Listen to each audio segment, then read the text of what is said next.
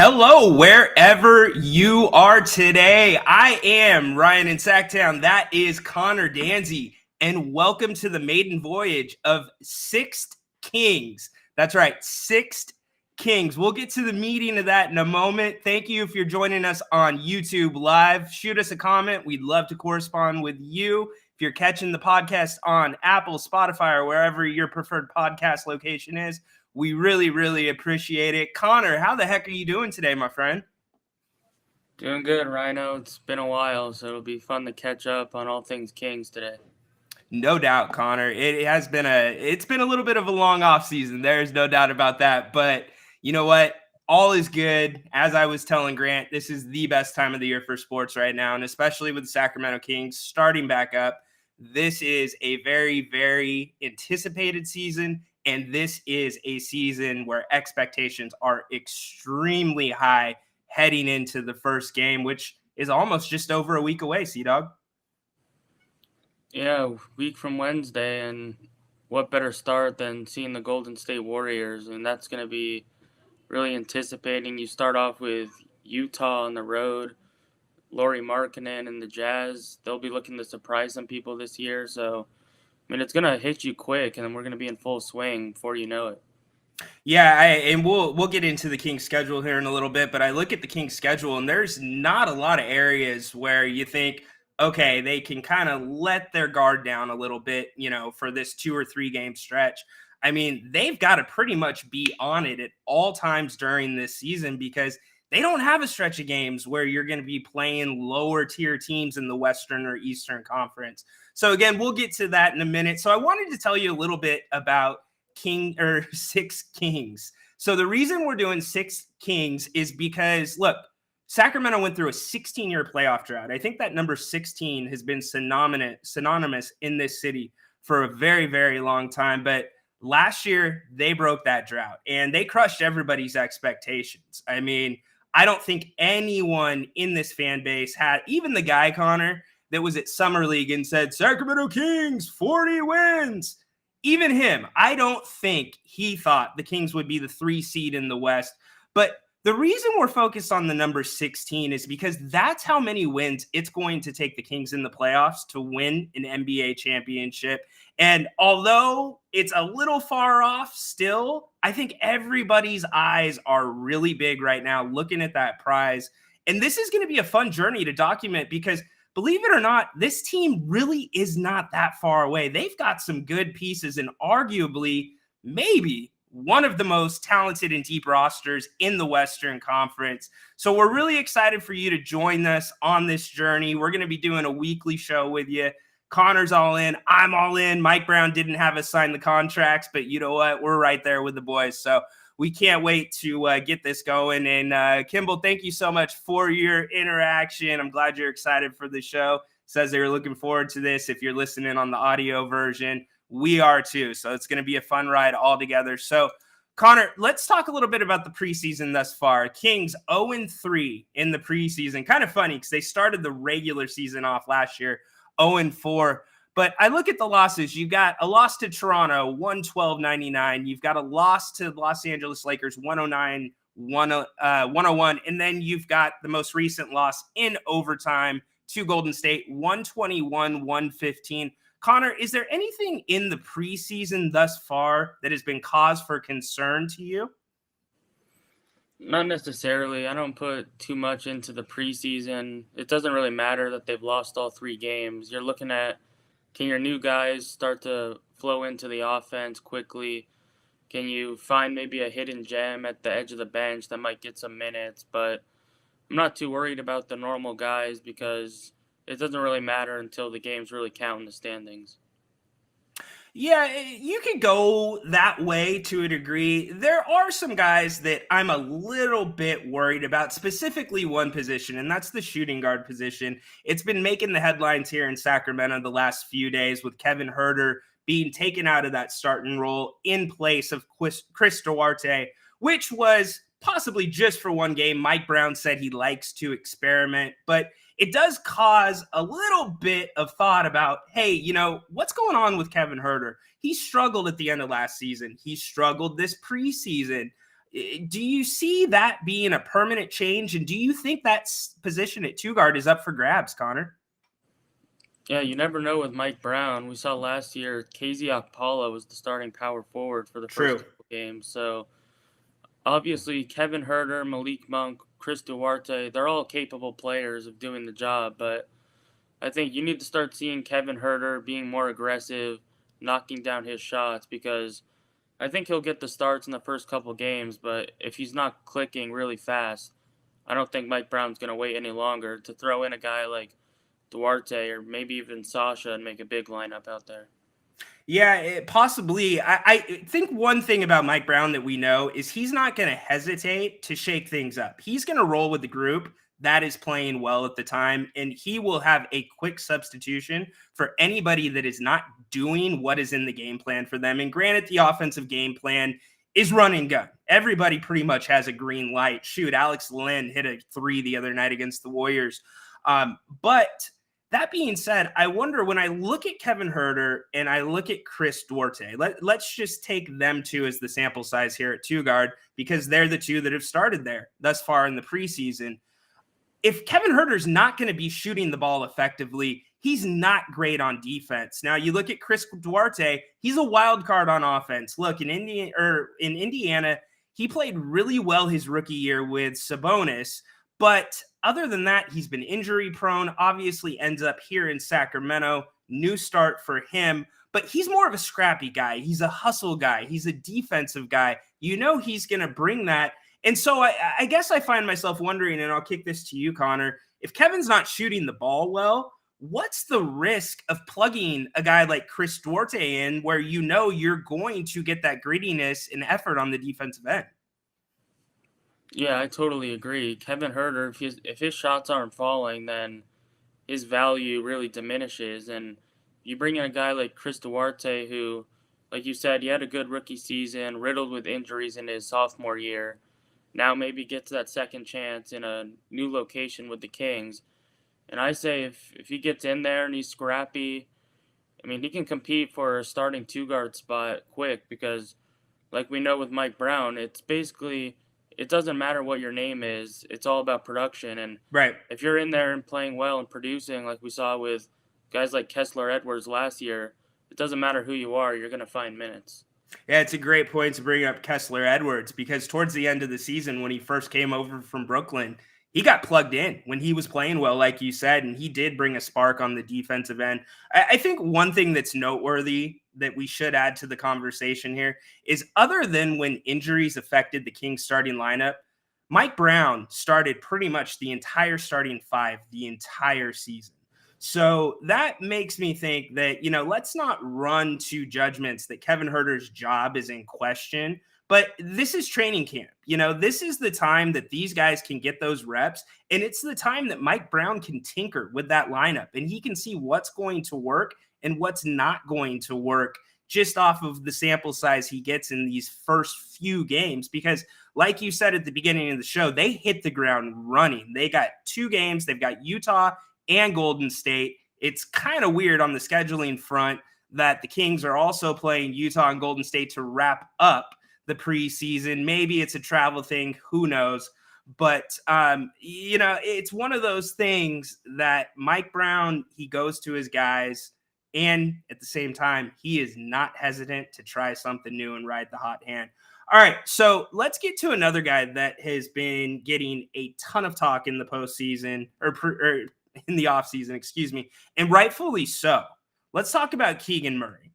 Keegan Murray, by all accounts and by many reports, has grown leaps and bounds with his game in this offseason, and the expectations for him coming into his second year on what Mike Brown and the organization expects for him to contribute to this team are much different than last year. What's your take thus far on what you've seen from Keegan?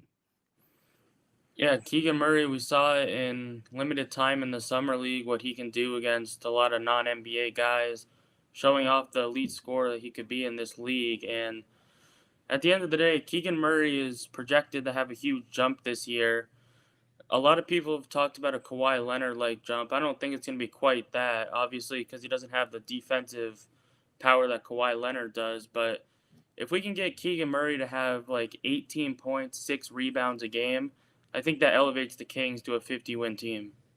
So I think you just made an analogy, or you repeated an analogy that we've heard a lot, the Kawhi Leonard analogy. And I think it's really important to draw a line in the sand there, because when you say he's expected or may have a jump like Kawhi Leonard did, I don't think that means he's going to be playing like Kawhi Leonard. I think as Kings fans, we need to realize that.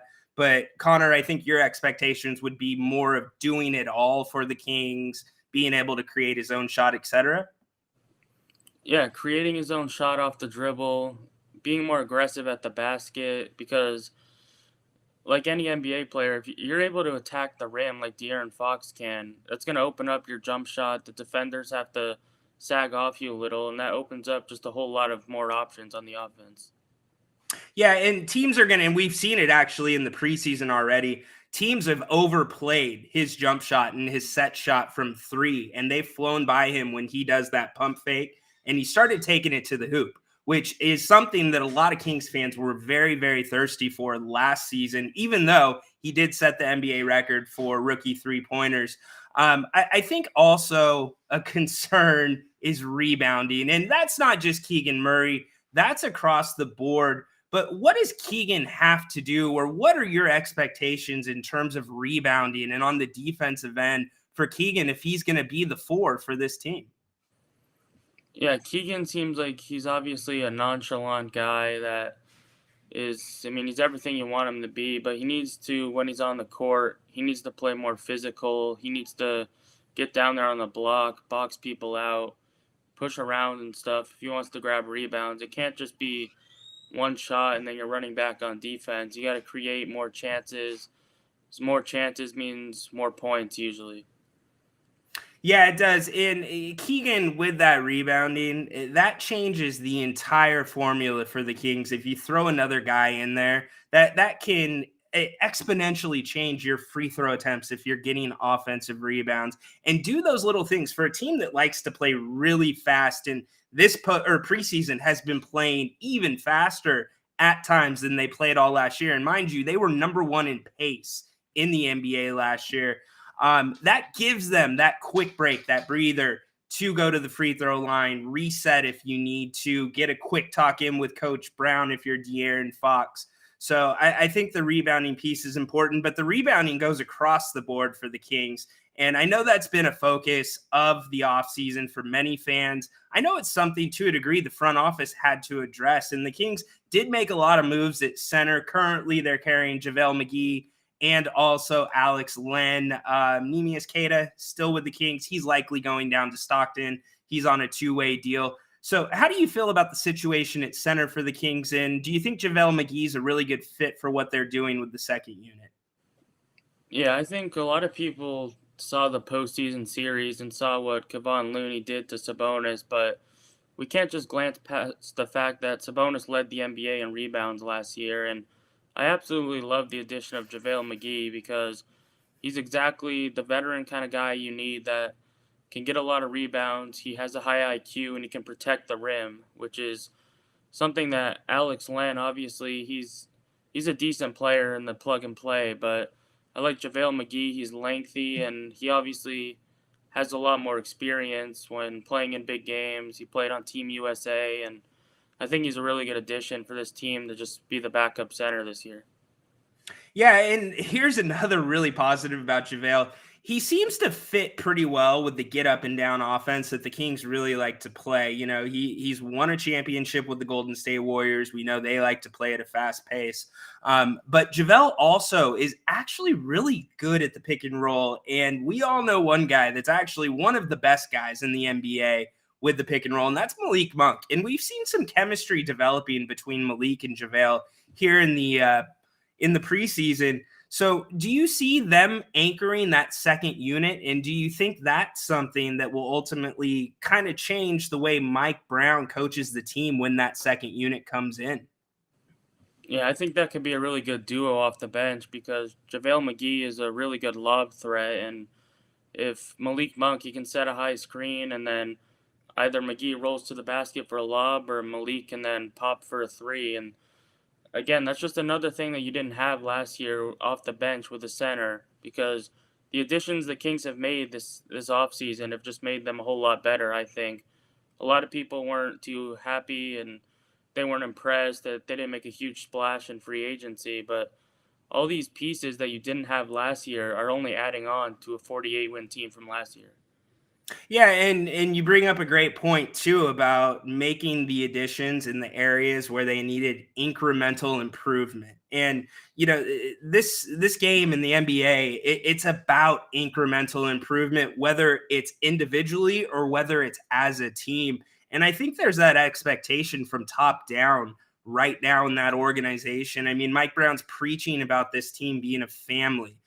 We all know those Sacramento Kings teams from back in the early 2000s. Those guys were really close on the court. And to some degree, that showed on the court with their style of play. But when we look at, guys that are going to be a good fit and guys that need to get incrementally better, it does start at the top with Domantas Sabonis. It does start at the top with De'Aaron Fox. Let's talk a little bit about those two and where you think they need to improve this season for this team to take the next step. Yeah, I'll start with De'Aaron Fox. He had a great season last year, the best of his career, won a bunch of awards, had career highs in basically every category, and you saw what that did to the win total. And I think this year, the next step for him is to just keep it up, because I think that he can play better. His numbers can rise a little, but when you average 25 points, a lot of assists, and did what he did in the clutch last season, you basically just want him to not get injured and kind of repeat that process, have the guys around him kind of fill in the holes. So you bring up a great point, which we will get to here in a little bit about injuries, and we will address that. But I think aggressiveness is something that has been one of those overriding or, larger tones that we've heard coming off of the Warriors series. And I've been personally satisfied with what I've seen from Sabonis here in the preseason with his aggressiveness. He does not look like he's hesitating. That first step, I arguably, he has one of the better first steps for centers in the NBA, and he's got to use that. We know about his passing ability. We know about his footwork down low. So I still think, even though he did garner an MVP vote, he was an all-star last year, there is that room for an improvement. And to me, that room for improvement this season it's got to be his mid-range game. Connor, he absolutely has to improve from that 16 to 19 foot range. We know Domas can hit a three-pointer every now and again, but if he can be a guy that can consistently hit that mid-range jumper, now that dribble handoff offense that he likes to initiate takes a whole new look, because he is now that triple threat. He will pull that ball. So I think that's something to look for. Now, we talked about Fox. I mean, not arguably, coming off the best year of his career. We call the fourth quarter Fox time. Mr. Clutch. He was the first and inaugural Clutch Player of the Year in the NBA. I think this is his team, and this is his stage to absolutely shine. But he's coming off of the injury with his hand. We will get to injuries again here in a little bit. What is it that De'Aaron needs to improve on this season? Because I've got a couple things in mind, but I want to see what you think, Con. Yeah, there's two things I have in mind, and I think you could say the same for Sabonis as well. And the first is, we've been talking about these two things for the entire career of De'Aaron Fox, and the first is get to the charity stripe more often, drive to the basket more often. I know the Kings have been notorious and for Fox not getting calls when he goes to the basket, but that doesn't mean that you stop heading to the basket any less. And the second thing is his three ball. We saw it improved last year, but I think that's still the biggest aspect of his game, that if he can become it doesn't have to be an elite shooter, but if he can just be a serviceable guy from three, knock down like 35% of his threes, then again, that opens up everything. The defenders have to come out on you, and then you can either drive to the basket, kick to people. It opens up everything on offense.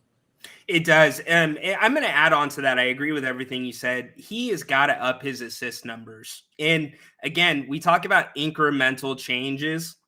I'm not saying he needs to be a double-double guy, but I'd like to see him have more than 4, 5, 6 assists. If he lives in that 7 to 8 assist kind of world, assuming he's getting the same amount of shots that he was getting last year and he improves on those turnovers, I think that changes everything. Free throw shooting is pretty good. Always can improve. Everyone can improve at the charity stripe.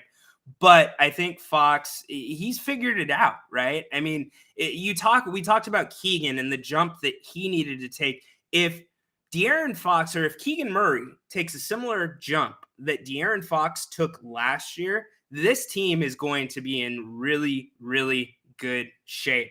Hey, while we have a moment, I wanted to remind you also, we are going to have the Kings covered wire to wire for you this season.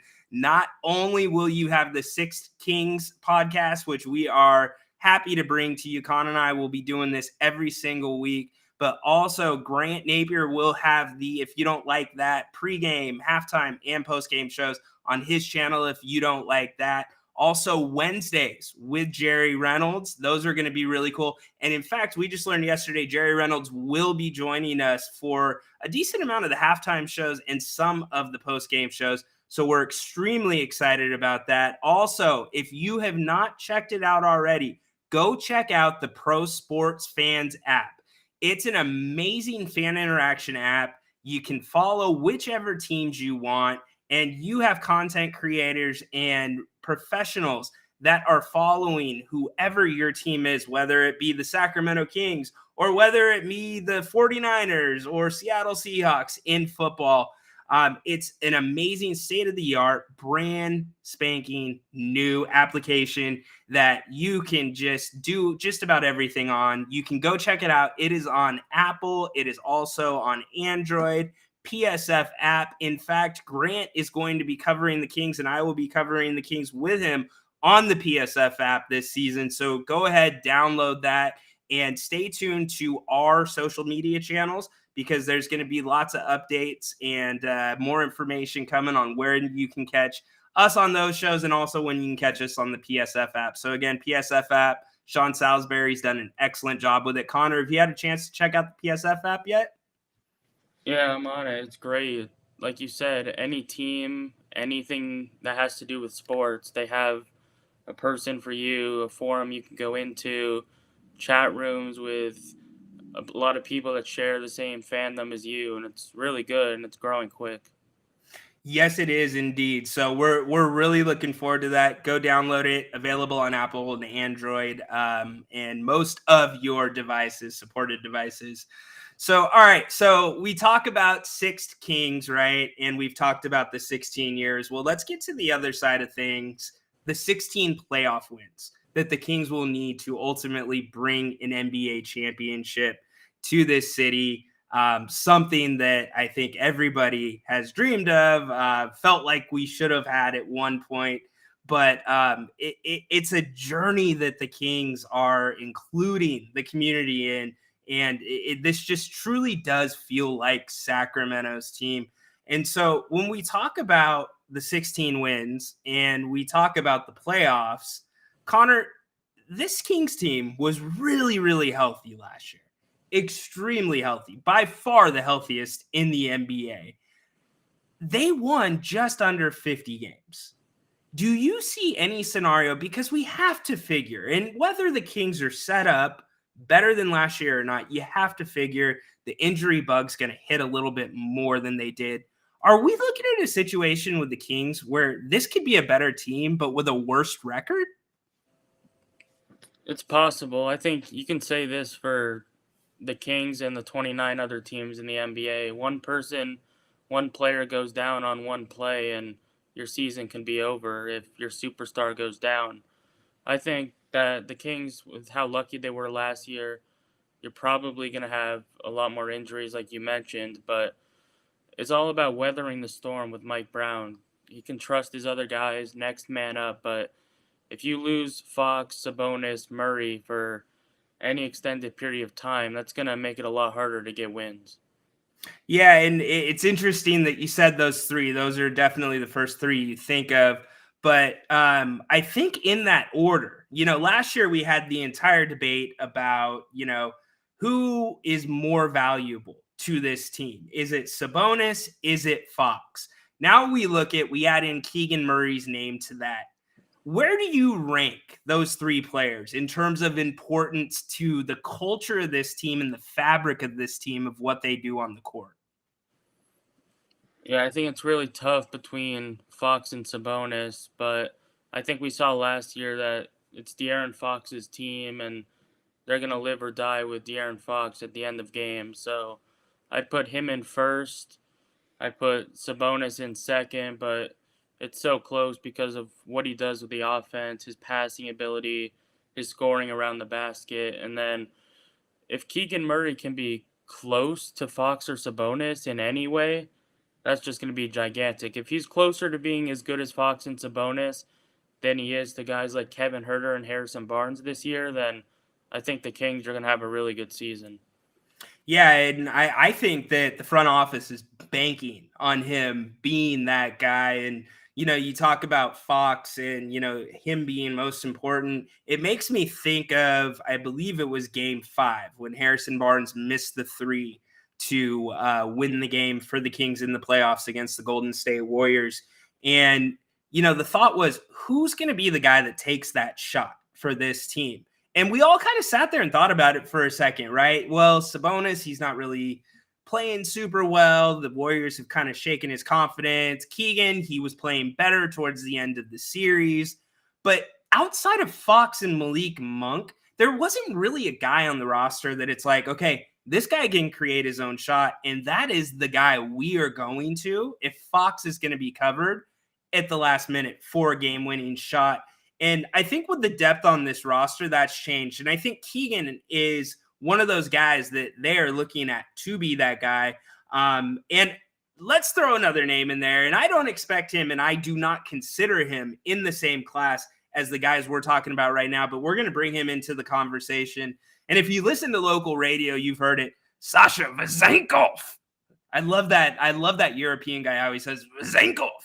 But Sasha Vezenkov makes his way over here to Sacramento. Very, very high expectations for him from the fan base. And rightfully so, no. Granted, he is a EuroLeague MVP, 6'9". He's gritty. He's got a hell of a stroke. That's all well documented. But this is his first, dance here in the NBA. And he's still got a lot to learn. So when we look at Sasha, what are your thoughts on what you've seen from him thus far in the preseason? And how do you see him fitting into this Sacramento Kings team? Yeah, I think that we've seen that he can hit the three ball off the catch and shoot, a little bit off the dribble.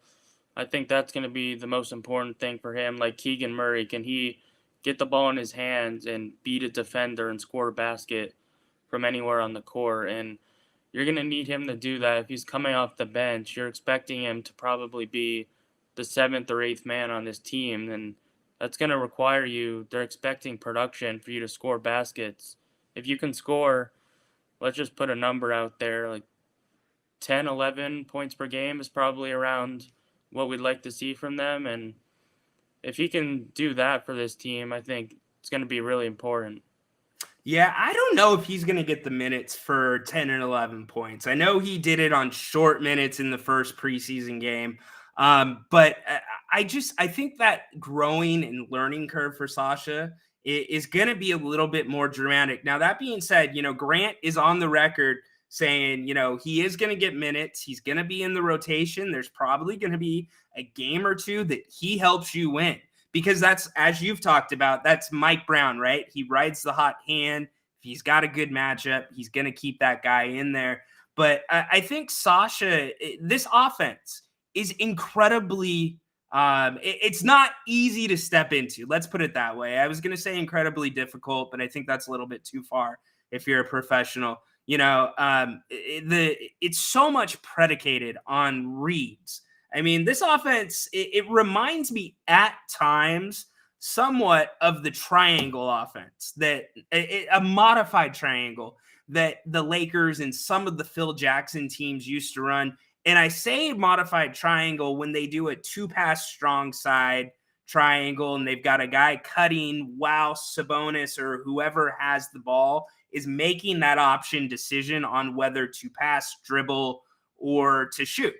And those are tough reads because not only do you basketball IQ have to know what the right play is, but you also need to understand who you're running that play with, your teammates. You have to know their tendencies. And, that's something that doesn't happen overnight. And I think that's going to be one of the toughest things for Sasha to pick up.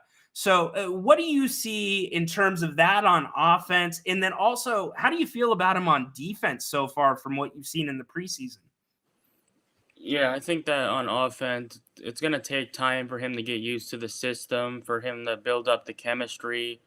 Like last year, a lot of the players hadn't played with each other before, so it took a couple games. They started 0-4, and then the season prolonged. They started to figure it out, understand the tendencies, what they can do with each other.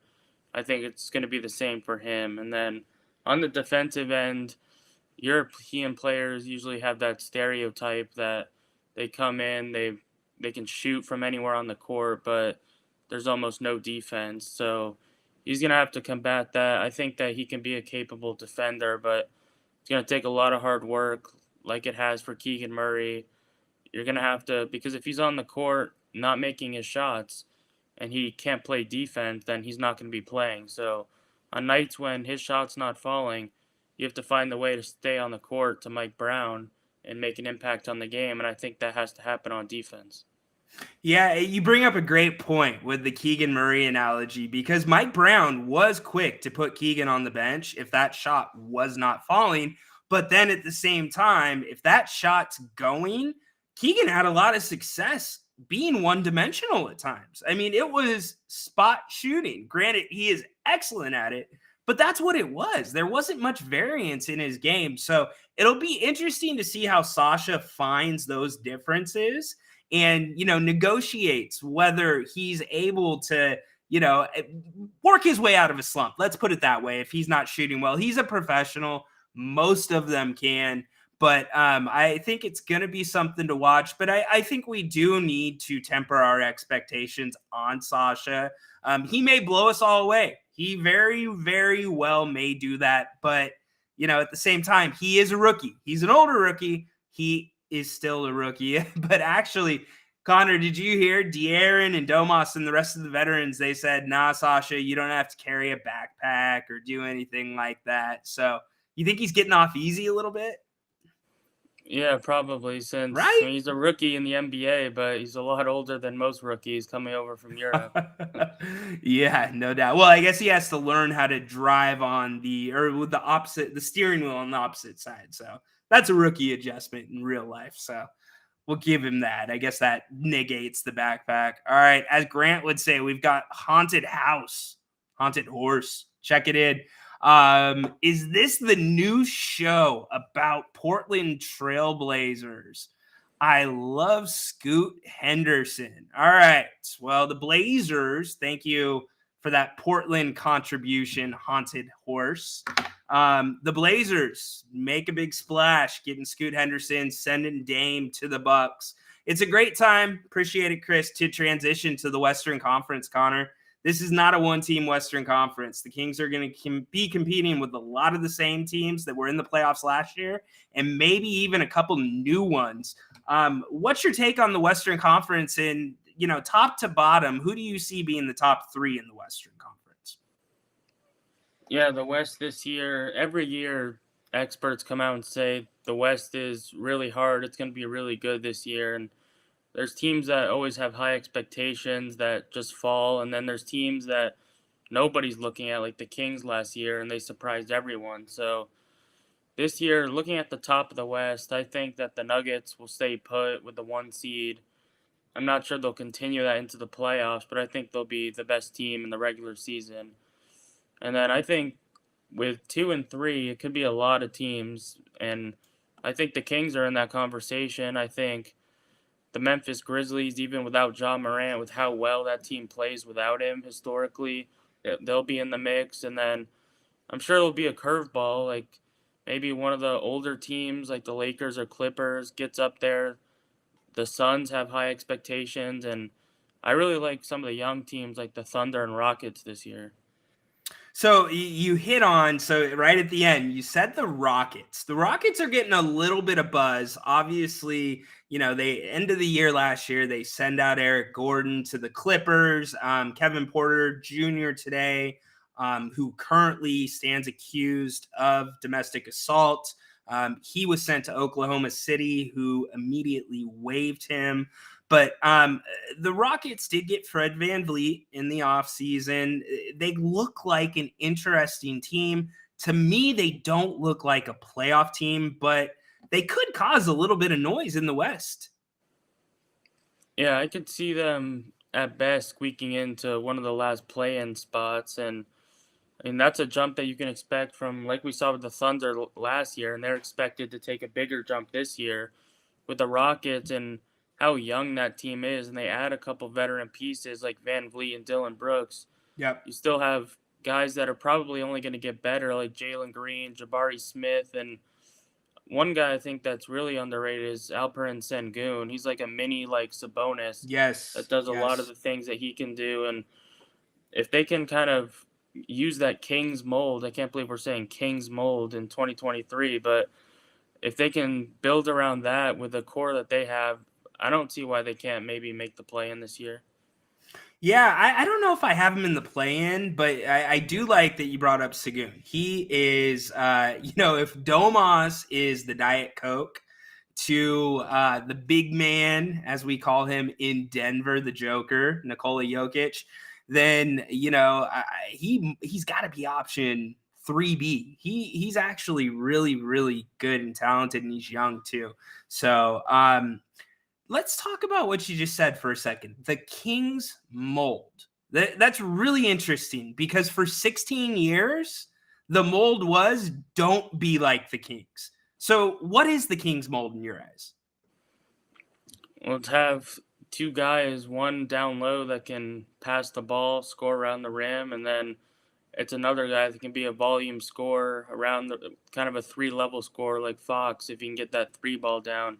And those two guys have to be able to work together really well and mesh together to get a dynamic duo. So if you're looking at the Rockets, if Jalen Green and Sengun can kind of develop that chemistry, that prowess together, I think that's the mold that we're talking about.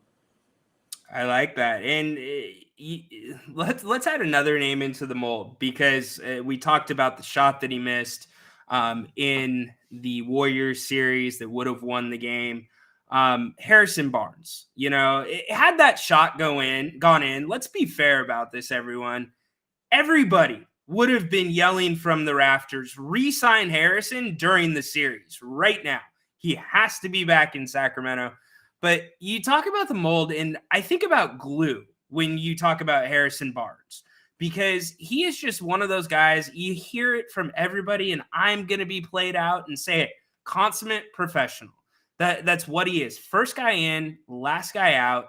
Harrison, you know what you're going to get with him. There's just a level of calmness. There's a level of professionalism. There's just a level of just veteran experience, for lack of a better term, that he brings to this team. But, if Harrison Barnes isn't on this roster this year, this team, I think, is much different. And in fact, you may be trying to force Keegan Murray to go into the 3 role and put somebody else at 4. Many say that Keegan is a natural 3, and I kind of tend to agree with them.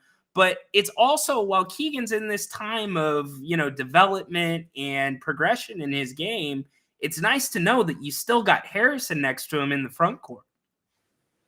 Yeah, Harrison Barnes isn't just another guy in the NBA.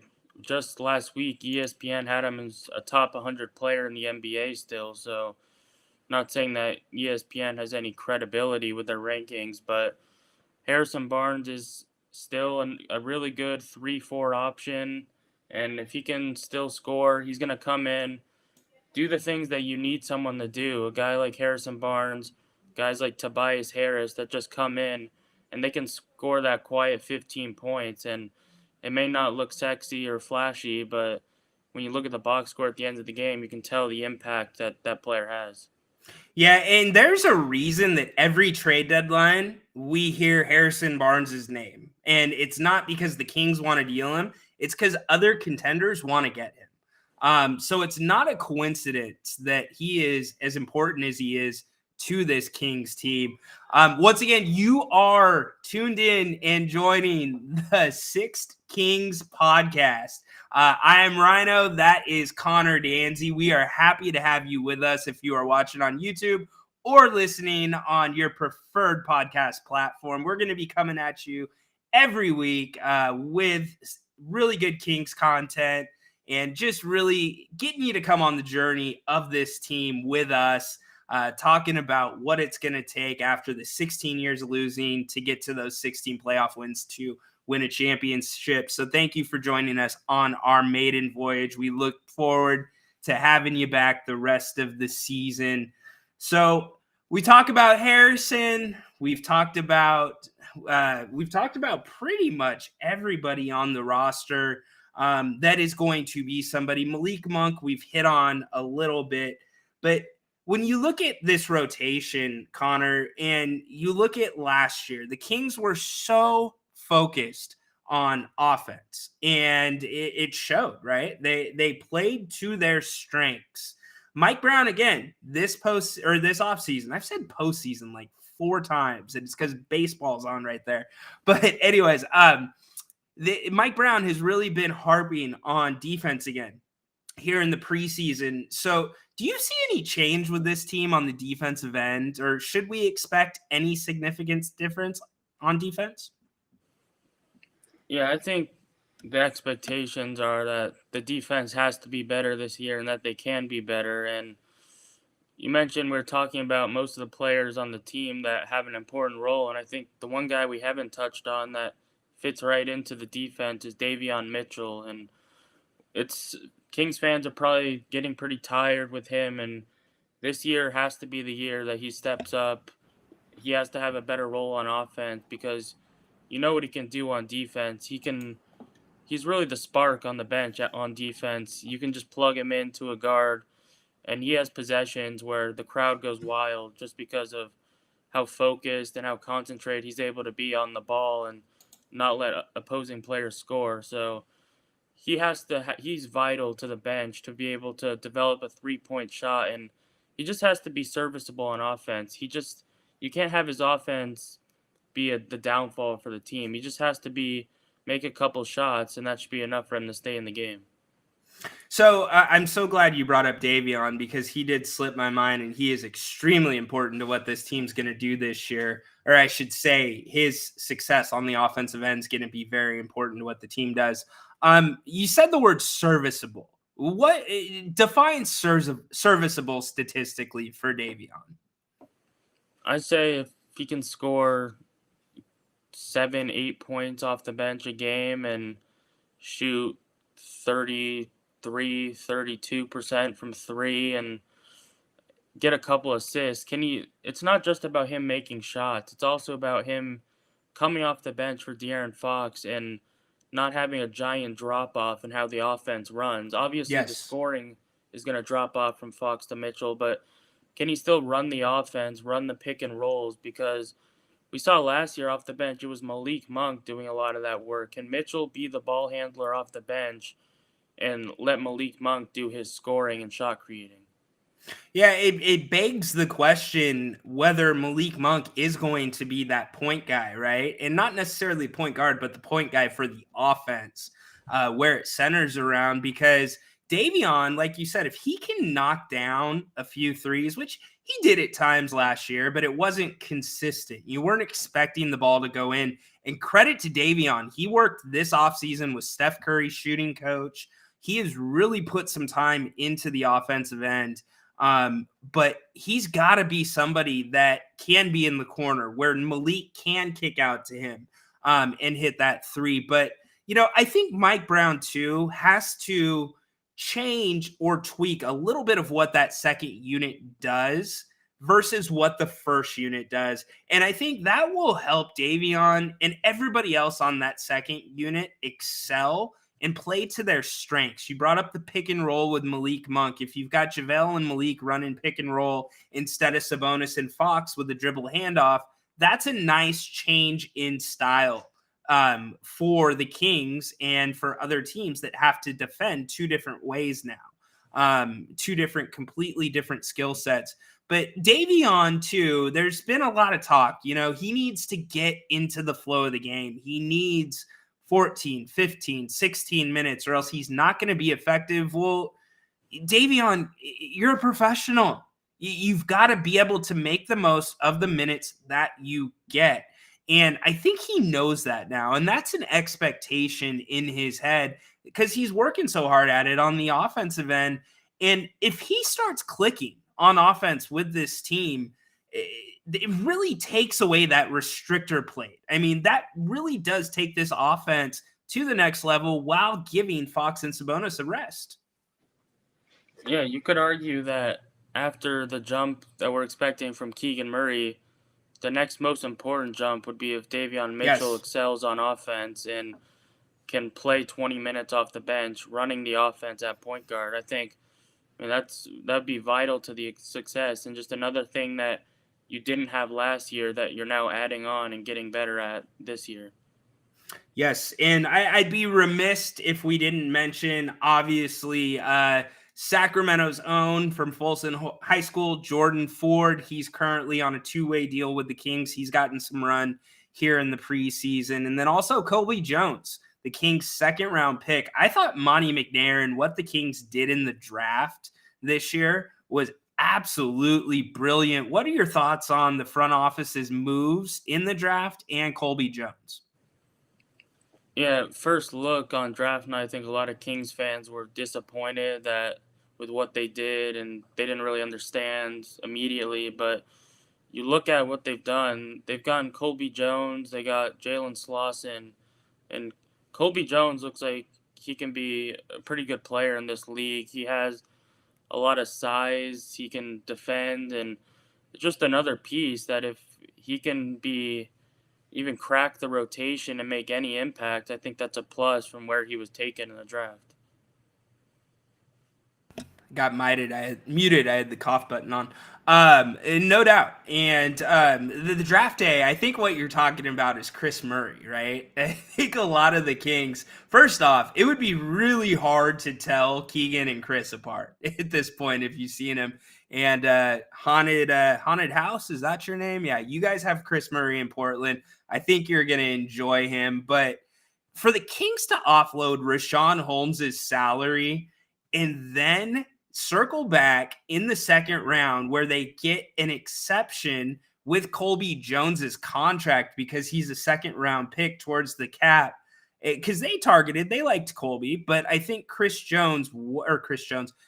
Murray was the guy they wanted. But I think this team, I don't know if Chris really does the team change much if Chris Murray is the Kings draft pick versus Colby Jones this year. I don't really think so. Either do I. Yeah. They look exactly the same, but Keegan Murray was taken fourth for a reason, and Murray was taken, I think, at the end of the first round for a reason. Keegan Murray is the better player. He's the better scorer. I think Chris Murray will have a good NBA career as a role player, but I don't mind trading back like they did and getting the assets and getting rid of the Holmes contract. It's just another example of Monty McNair not panicking under pressure, not giving in to making the huge move, but making the smart move. Absolutely making the smart move. There's no doubt about that. Yeah. Haunted Horse says he hopes so. Yeah. Chris Murray, not to belabor the point here, but he's very similar with the spot up shooting, not as good of a shooter as Keegan, but very similar in that sense that he's going to look for that type of shot. And he's a perfect fit for a Portland where you've got Scoot that's going to be distributing the ball, driving, scoring. So he's going to do well there. I just think two Murray's one spot here in Sacramento just didn't really necessarily fit, but Monty knows better than us. And Monty obviously knows what he's doing and has shown that thus far with this team. All right. Well, you are again joining the Kings, Ryan and Connor podcast. We call this thing SixtKings because we are going to take the ride with the Kings, tracking and trying to get those 16 playoff wins to hopefully bring an NBA championship to this team at some point. Connor, we only got a few more minutes left, and there's so much we could get into, and we will on future episodes, but let's just jump ahead to the start of the season, Connor. The Kings right out of the gate, Utah, Golden State. It's not easy. And I said earlier, this season, there are not a lot of lulls in their schedule where they can have a bad stretch. But we look back to last season, the Kings almost at 50 wins, and they started the season 0-4. What are your expectations for the Kings to start this season? And what are you looking for? And specifically, I'm going to take it one step further. I'm giving you a 3-part question. I hope you're taking notes. Specifically, how important is that first home game against Golden State coming off of that 7-game series loss? Yeah, I think that they can't afford to start the season like they did last year, 0-4, because I think they got a lot of those wins back because of how healthy they were. And if we're expecting them to not be as healthy this year, you start 0-4, 0-3, even 0-2 this year, it's not like those wins are just going to magically come back again. And I think that, what was your last question that you gave?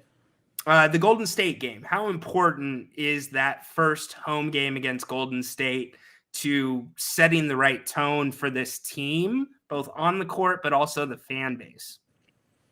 Yeah, that's going to be a great atmosphere with the rivalry that we kind of saw maybe start to fester in the playoffs last year. And the fans, Warriors fans will show up. The Kings fans are going to show up. It's going to be a huge game, and I think the Kings can send a big message. If they go out, make a statement, and win that game, then they can kind of put the playoff series and put the past behind them, focus on this season, kind of send the message that you thought we were a tough opponent last year. This year, we're taking it to the next level.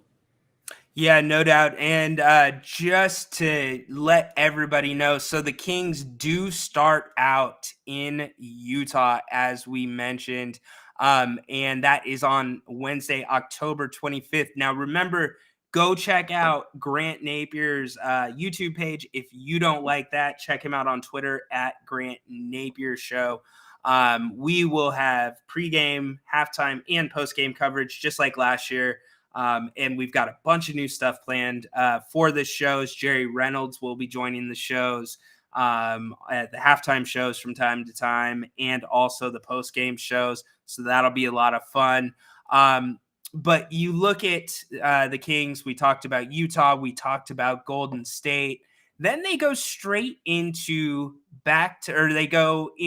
excuse me, I'm looking at the screen wrong. They've got a couple with Houston, right? And then they go to Portland, they've got Oklahoma City, and then Cleveland. Those are all really good teams that they have to see at the front end of the season. And, I don't think that they can afford to start those first games any less than 1-1. I think that they have to start those two right and get that taste in their mouth. We talk about national TV games. There's going to be more exposure for this team. They're on national TV. How many times is it, C-Dog? I think it's like 20 if you include NBA TV, right. And like 10 or 11 without. It's 11 if it's not NBA TV. That's right. So we're going to see plenty of them.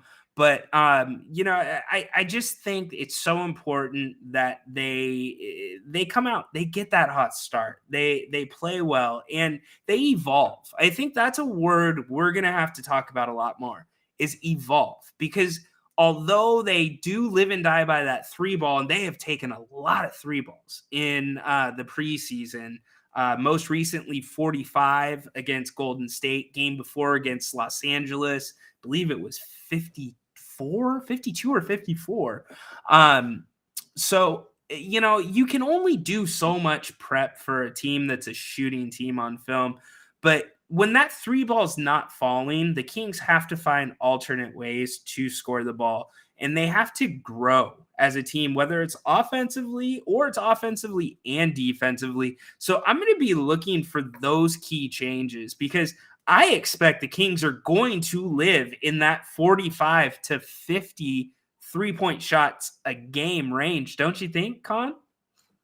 Yeah, I think they will. And you mentioned evolve, and that's exactly what I was gonna say when you brought up evolving. Is if their shots not falling on a night, can they find another way to beat you? That was a flaw that they had last year, that the shots weren't falling from distance. And that's how it is normally in the NBA. You're not going to win a whole lot of games, but the really great teams in the NBA, they find ways, they attack the basket, they get high volume at the free throw line, and they increase their defensive presence. So Right. can the King just find one way? Because a lot of teams in the playoffs last year, that game against the Raptors, thought maybe they had a mold, a Yes. strategy to combat the Kings.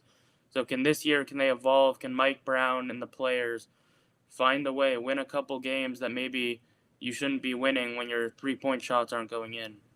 Exactly. Great point, Connor. Let's talk about finding ways to win games that they shouldn't win, but then let's also talk about the games that they gave away last year. I mean, we're talking teams that they lost to at home: San Antonio, Charlotte, awful teams. It seems like more times than not, when the Kings kicked off a homestand, they struggled against a lesser opponent. So if they can evolve a little bit, win some of those games this year that they are supposed to win, that changes the formula. And then again, home court. The Kings have to be better on their home court.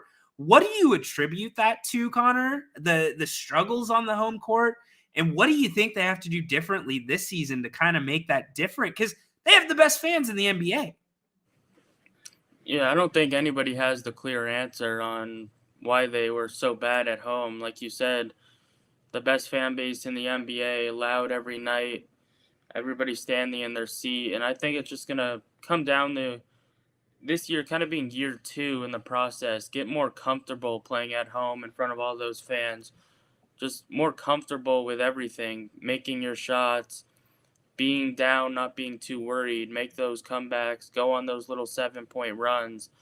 And it's just all about repetition and practice and volume. The more you do it, the better you're going to feel about doing it in the future. Absolutely, C-Dog. This has been a lot of fun. This has been a great maiden voyage on the Sixth Kings podcast. We are really looking forward to continuing to bring you great content all throughout the year on this podcast. And also go check out, if you don't like that, Grant Napier's show. I will be joining him for the Kings pregame, halftime, and postgame shows. And make sure you download the PSF app. C-Dog, what a great time. Thank you for joining me today. I'm really looking forward to this season, man. It's going to be a lot of fun. Any closing thoughts? Yeah, I'm excited. You hope that it's not an anomaly like it's been with my Giants this year. I don't think that there's any signs pointing towards it being that, and it should be a lot of fun. I don't know the last time that me as a Kings fan, being a lot younger than a lot of other Kings fans, have been this excited about a season, and I think the answer is never. So to be on this journey covering the Kings with you guys, it should be a good roller coaster to be on. No doubt, C-Dog. Hey, before we wrap up, got to get Kimball in here. He's got a question, or they have a question for you. Any comment on the East teams to look at, C-Dog? Yeah, I think there's a handful of teams. Start at the top with Milwaukee Bucks, Dame and Giannis, what that duo is expected to do this year. Boston with Tatum and Brown, Porzingis. I think that team's going to be right at the top. And then after that, you could throw in a lot of teams. I like teams like Cleveland. I think Patrick's Knicks could be pretty good this year with what Jalen Brunson did last year. Julius Randle bounced back. Can they get RJ Barrett to be that third piece and elevate their team? Yeah, and I got to double down with Milwaukee. Dame, Giannis, They got a great system there. I really, really think that they are going to have a good season. The Celtics, something just feels off. I know top to bottom they are one of the favorites, if not the favorite in the East, but every season, whether it's injuries or struggles, it's just not clicking there. They've retooled. We'll see what they do. And then don't forget about the Heat, man. The Heat are just, anytime it's an Eric Spoelstra team, they bring back most of their guys. I know they were in the Dame sweepstakes, didn't get him, but the Heat are going to be there. And the Heat are one of those teams you do not want to see when the playoffs roll around, regardless of their seeding. So we can break down the East a little bit more in the next show or in the next podcast. So we'll make a point of doing that for you guys. But C-Dog, thank you so much for being here. For C-Dog, I am Ryan in Sacktown. This is the Sixth Kings podcast. We will see you next week.